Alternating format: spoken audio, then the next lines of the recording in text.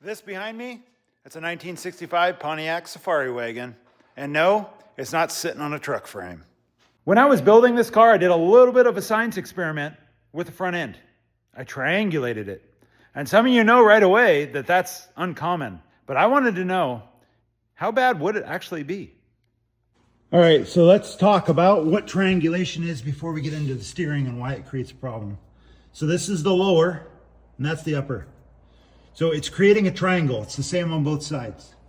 So they're real long, keeps the pinion angles and everything perfect, keeps the axle perfectly centered.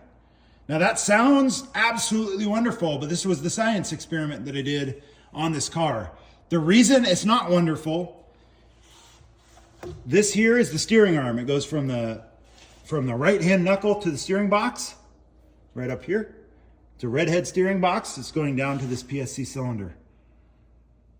What happens when this axle drops and it's staying centered is that arm is now going at an angle. It's basically pulling the wheels left. So under acceleration, I'm pulling the wheels left. Then I hit hard brakes, it's pushing the wheel right. That's the characteristic that's odd. And it's only odd because I have such long travel. Now, if you have a leaf spring truck, it's basically everything you've ever felt on a leaf spring truck times 10. So that's the characteristic on pavement that is less desirable. Now you can see my PSC cylinder here, it's deadheaded. So it's essentially like my box has never been ported or I plugged the ports.